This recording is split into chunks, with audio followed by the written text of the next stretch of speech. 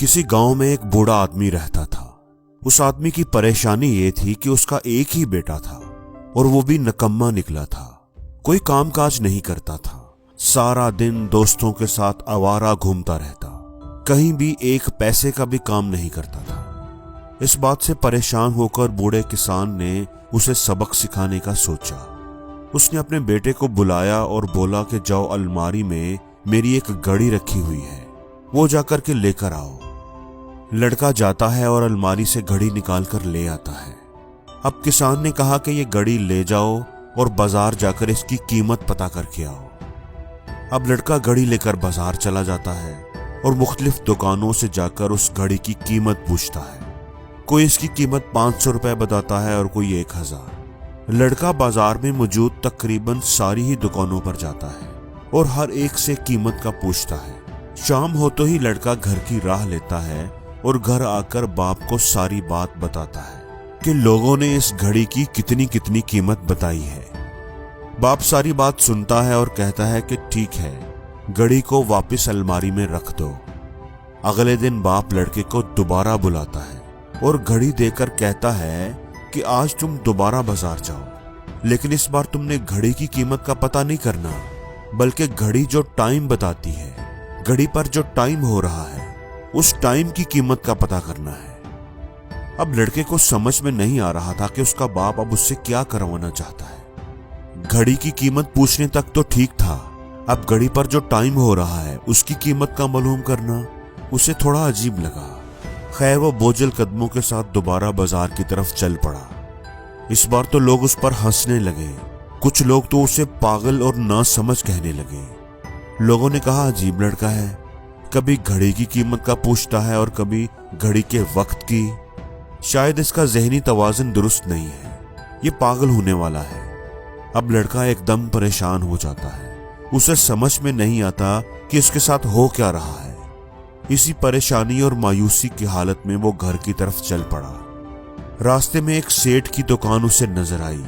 उस सेठ की दुकान खूब चलती थी, हर वक्त ग्राहकों का आना जाना लगा रहता था। सेठ के पास सर खुजाने का भी टाइम नहीं होता था।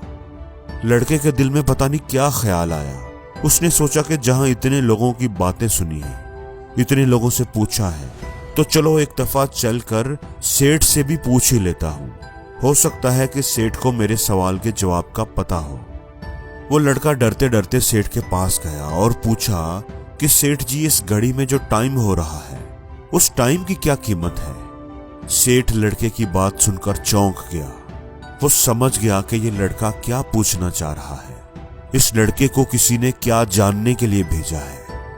उन्होंने उस लड़के को बड़े प्यार से अपने पास बिठाया और बोला, देखो बेटा, इस घड़ी की कीमत हो सकती है, पर इस घड़ी पर जो वक्त चल रहा है, उस वक्त की कोई कीमत नहीं। ये टाइम जो गुजर रहा है, ये अनमोल है। तुम दुनिया की सारी दौलत देकर भी एक सेकंड अपनी लाइफ में पीछे नहीं जा सकते, अपना गुजरा हुआ एक मिनट भी खरीद नहीं सकते। तुम घड़ी तो खरीद सकते हो, लेकिन तुम्हारी जिंदगी का जो टाइम गुजरता जा रहा है, वो तुम नहीं खरीद सकते, वो तुम दोबारा नहीं खरीद सकते। इसकी कोई कीमत नहीं। जो लोग वक्त को बर्बाद करते हैं वो नहीं जानते कि वक्त धीरे धीरे उन्हें बर्बाद कर रहा होता है। कुछ लोग तो अपनी जिंदगी को खुद चलाते हैं और कुछ लोग उन धक्कों से चलते हैं जो दुनिया उन्हें लगाती है।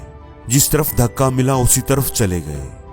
इसलिए बेटा, अगर तुम्हें अपनी जिंदगी प्यारी है तो अपने वक्त की कदर करो, क्योंकि तुम्हारी जिंदगी तुम्हारा वक्त ही तो है।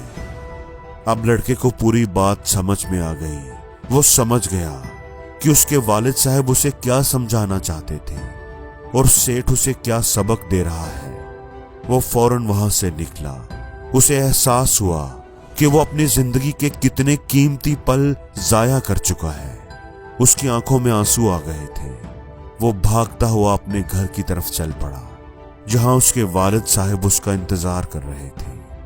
उस दिन के बाद उस लड़के की पूरी जिंदगी बदल गई। उसने कभी अपना वक्त फजूल कामों में जाया नहीं किया। और जिंदगी में हर रोज कुछ नया सीखो, नया सोचो, नया करो, लर्न करो।